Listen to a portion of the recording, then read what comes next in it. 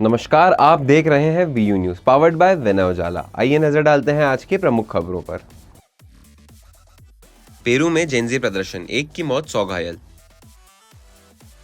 H1B visa की fees बढ़ाने का अमेरिका में ही विरोध शुरू, यूएस चेंबर ऑफ कॉमर्स ने दायर किया मुकदमा।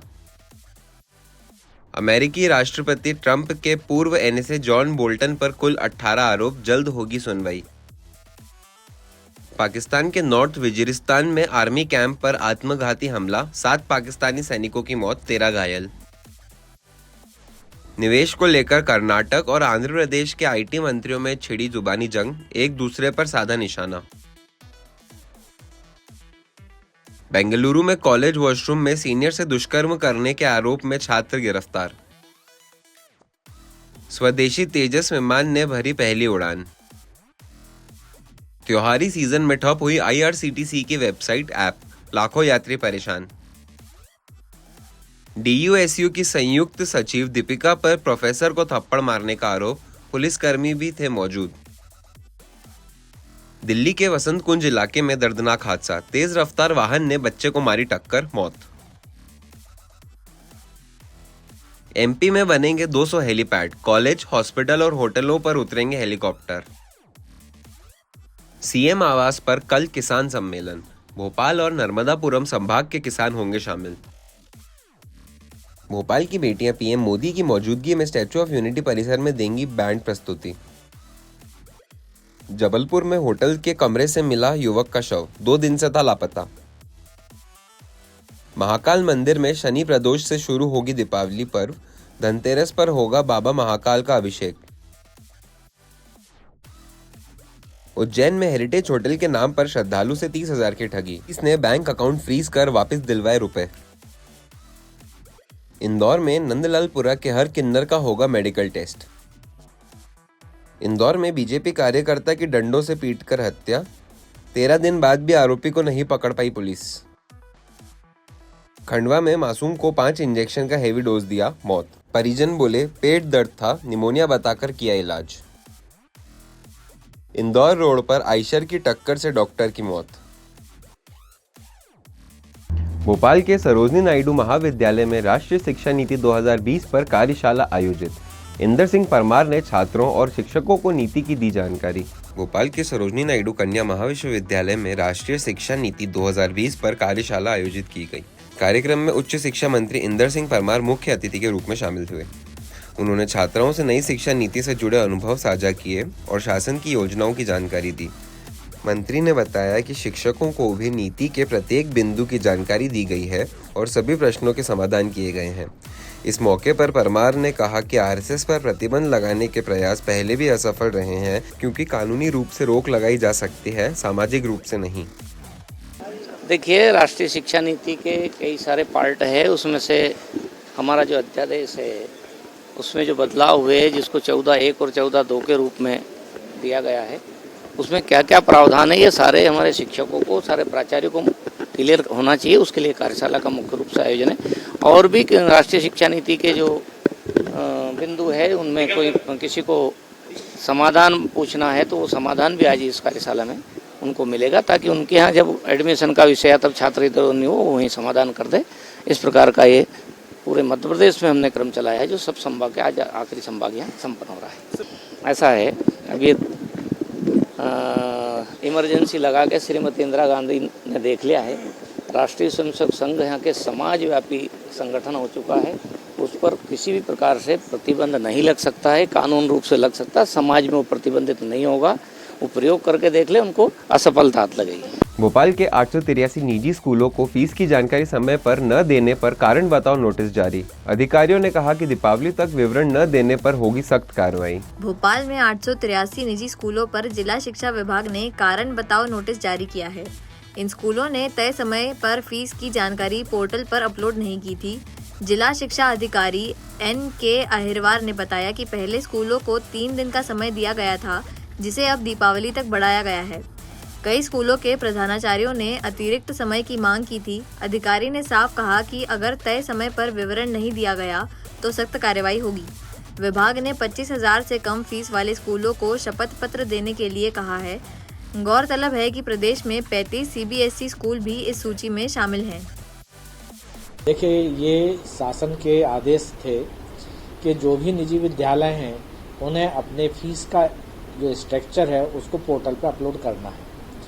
तो जितने भी जो विद्यालय हैं, इन विद्यालयों ने अपना फीस का स्ट्रक्चर पोर्टल पर अपलोड नहीं किया है। फिर शासन का उसमें एक और था कि जिन कक्षाओं की फीस जिन विद्यालयों में 25,000 से कम है, उन विद्यालयों को जानकारी अपलोड नहीं करना है, लेकिन उन्हें अपना एक सर्टिफिकेट अपलोड करना था कि हमारी प्रत्येक कक्षा की जो शुल्क है 25,000 से कम है। तो उन्हें अपलोड करके वो सर्टिफिकेट उसको हमारे जिला शिक्षा अधिकारी कार्यालय में जमा करना था। लेकिन जिन कक्षाओं की शुल्क 25,000 से अधिक है, उन सभी विद्यालयों को अपना फीस का स्ट्रक्चर पोर्टल पर अपलोड करना था।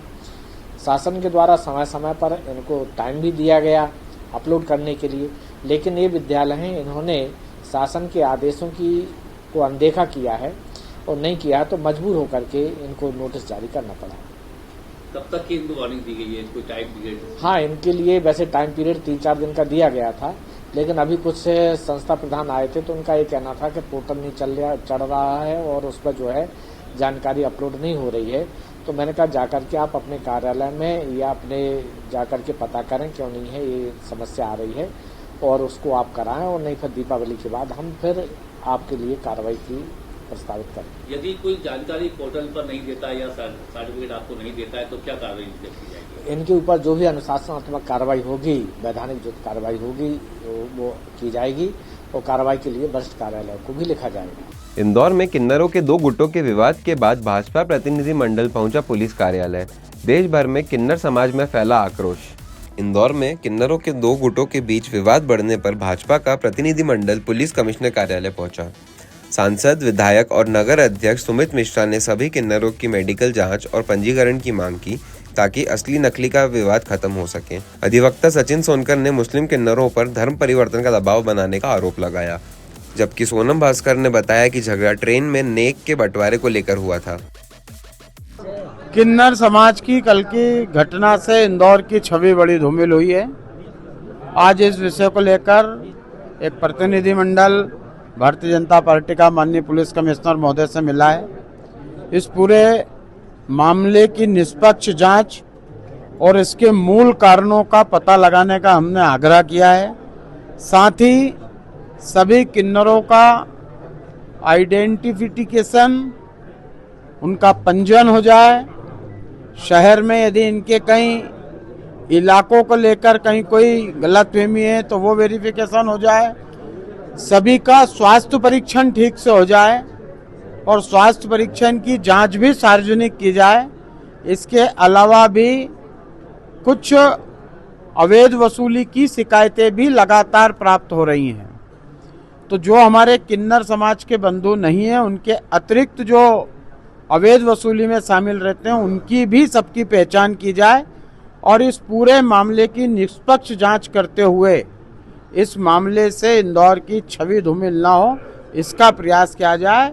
इन सब बातों को लेकर आज हम मुलाकात हुई। तो ये पायल हाजी और सीमा हाजी गुट के जितने भी मुस्लिम किन्नर हैं, जिनके द्वारा जो है हिंदुओं का धर्मांतरण करवा के उन्हें HIV एड्स के इंजेक्शन लगा रहे हैं और उन्हें निर्दयतापूर्वक मारपीट की जा रही है, उनके संबंध में आज कमिश्नर साहब से मुलाकात करना है। क्या कुछ पक्ष रखा है आप लोगों ने लंबे समय से जो विवाद चला रहा है? हिंदू किन्नरों की पीड़ा के संबंध में जो तथ्य थे, जो सबूत थे, सारे कमिश्नर साहब को सौंप दिए हैं। कमिश्नर साहब ने निष्पक्ष कार्रवाई का आश्वासन दिया। सारे जनप्रतिनिधि लोगों के द्वारा CP साहब से मिल करके और कुछ दस्तावेज भी प्रस्तुत किए गए हैं, कुछ शिकायती आवेदन भी दिए गए हैं और किन्नर समाज के गुटों में कुछ गुटी संघर्ष चल रहा है। उसमें से कुछ तथ्य एक दूसरे के ऊपर आरोप प्रत्यारोप लगा करके दिए गए हैं, जिनकी वैधानिक जाँच के लिए निर्देशित किया गया है। संबंधित जिस थाने का मसला है उस थाने को प्रस्तुत किया जा रहा है। वहाँ पर जो सीनियर अधिकारी होगा उसके द्वारा जाँच करके और फिर विस्तृत रिपोर्ट प्रस्तुत की जाएगी। सर, इनका ये भी आरोप है कि कुछ जो किन्नर समाज के जो लोग हैं वो धर्म विशेष के हैं और अपना हाँ, वो सारे तत्वों को रखा गया है जनप्रतिनिधियों के द्वारा। वो सारे तत्वों को अपनी जांच में ले लिया गया है। जो भी फैक्ट होगा उसके मुताबिक आगे की वैधानिक कार्रवाई की जाएगी। इस घटना के बाद देश भर में किन्नर समाज में आक्रोश फैल गया है। कई राज्यों से किन्नरों ने वीडियो जारी कर इंदौर की घटना की निंदा की और सपना हाजी के खिलाफ सख्त कार्रवाई की मांग की है। सोशल मीडिया पर भी यह मामला तेजी से सुर्खियों में है। नमस्ते, जय अम्बे, जय श्री महाकाल। मैं श्री महंत ऋषिकेश नंदगिरी, नासिक किन्नर अखाड़ा से। देखिए, इंदौर में जो चल रहा है सपना हाजी और राजा हाशमी का, ये बहुत गलत है। जो नंदलालपुरा में हमारे पायल मौसी जी जो है, इनके ऊपर जो गलत आक्षेप लगाए जा रहे हैं, हमेशा हिंदू मुस्लिम का तेड़ चल रहा है। देखिए, अभी कुछ महीनों पहले ही हमने उधर महामंडलेश्वर का पट्टाभिषेक भी किया। अगर ये नहीं होता, वो अगर गलत होते, तो कभी ये महामंडलेश्वर का पट्टाभिषेक भी वहां पे नहीं होता। और सपना हाजी के चमचे ही बोलेंगे, क्योंकि जिनसे पैसा मिलता है, शोहरत मिलती है, बहुत सारा धन दौलत मिलता है, अभी आदमी तो उनकी चापलूसी करेगा ही।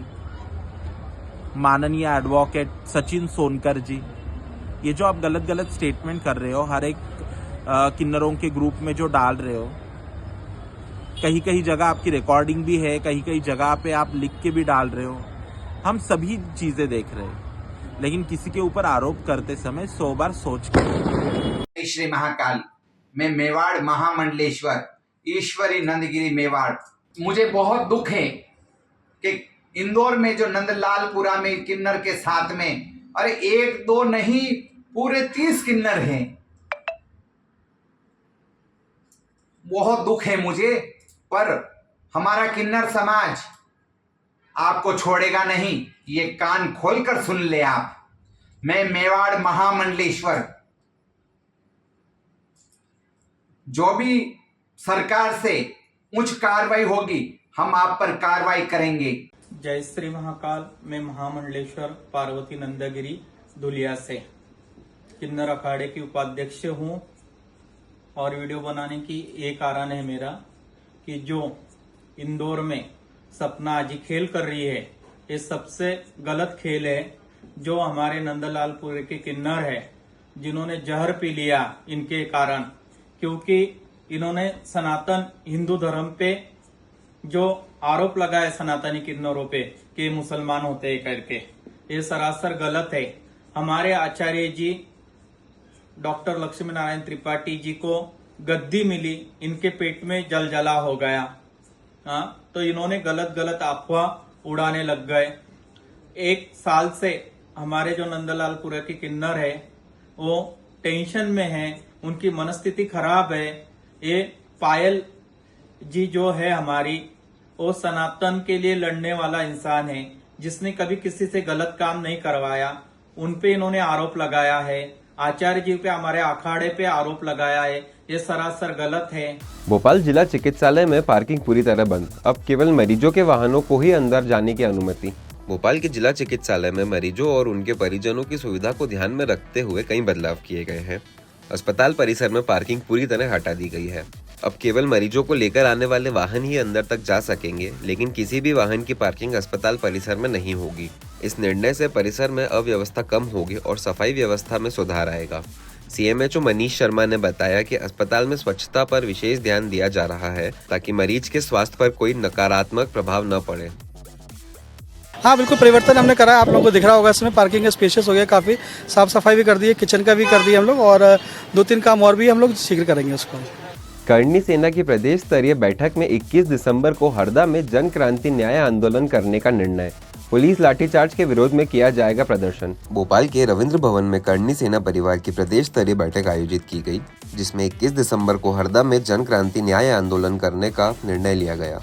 करणी सेना के राष्ट्रीय अध्यक्ष जीवन सिंह शेरपुर ने बताया कि यह आंदोलन 12-13 दिसंबर को हरदा में हुए पुलिस लाठीचार्ज के विरोध में किया जाएगा। उन्होंने कहा कि लोकतंत्र में सभी को समान अधिकार है, इसलिए लाठीचार्ज करने वाले पुलिस कर्मियों पर कार्रवाई होनी चाहिए। करणी सेना ने पहले सरकार को 21 सूत्रीय मांगों का पत्र सौंपा था, जिन्हें पूरा न करने पर अब फिर से प्रदर्शन किया जाएगा। आज करणी सेना परिवार की प्रदेश स्तरीय बैठक थी, जिसमें सारे ही प्रदेश के और जिले के और तहसील के पदाधिकारी उपस्थित हुए थे। अभी बैठक चली रही है। हरदा जो 21 दिसंबर को आंदोलन होने वाला है, उस आंदोलन को लेकर रूपरेखा बनाने और उसकी गतिविधियों को लेकर बैठक। क्या कुछ करने वाले 31 दिसंबर को?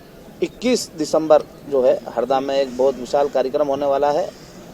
अन्याय के विरुद्ध जो हरदा में 12 और 13 तारीख में जो लाठीचार्ज हुआ था, उस लाठीचार्ज के विरोध में जो पुलिस ने बर्बरता बताई थी, जो लोकतंत्र का उन्हें हनन करा था, उस लोकतंत्र को बचाने के लिए और सभी लोगों को जब सरकार बोलती कि समानता का अधिकार है तो हमें भी समानता का अधिकार मिलना चाहिए। जिस प्रकार से हमारे साथ बर्बरतापूर्वक लाठीचार्ज हुआ उसमें उन पुलिसकर्मियों को सजा होनी चाहिए। तो उन सभी मांगों को लेकर बाकी हमारी जो 8 जनवरी में जो हमारी 21 सूत्री मांगे थी, जो सरकार ने हमें लिख के दिया था और पलट गई थी, उन मांगों को भी हमने सम्मिलित कराया और वो 21 दिसंबर के दिन सारी मांगों को लेके 21 मांगों को लेके हम प्रदर्शन करें। अगर पूरी मांगे नहीं होती तो क्या कुछ? हमने पिछली बार कहा था कि यदि मांगे पूरी नहीं हुई तो हम सरकार का विरोध करेंगे, पिछली बार भी करा था। इस बार हमारे पास पर्याप्त समय है। हम यदि हमारी मांगे पूरी नहीं की गई तो हम इस बार राजनीतिक रूप से सरकार का विरोध करेंगे और अपने कैंडिडेट उतारेंगे। इंदौर के ट्रांसपोर्ट नगर में टायर की दुकान में लगी भीषण आग। दमकल ने 4 घंटे की मशक्कत के बाद आग पर पाया काबू। इंदौर के ट्रांसपोर्ट नगर में गुरुवार देर रात टायर की दुकान में भीषण आग लग गई। सूचना मिलते ही दमकल की 3 गाड़ियां मौके पर पहुंची और करीब 4 घंटे की मशक्कत के बाद आग पर पूरी तरह काबू पा लिया गया। आग की गंभीरता को देखते हुए आसपास की दुकानों को खाली कराया गया और दुकानदारों को मौके पर बुलाया गया। पुलिस ने बताया कि रात करीब 1 बजे पेट्रोल पंप के पीछे स्थित दुकान में आग लगी थी। शुरुआती 2 घंटे में अधिकांश आग बुझा दी गई थी और सुबह 4 बजे तक पूरी तरह नियंत्रण में आ गई। ऐसी ही खास खबरों के लिए बने रहिए हमारे साथ वीयू न्यूज़ पर, पावर्ड बाय विनय उजाला।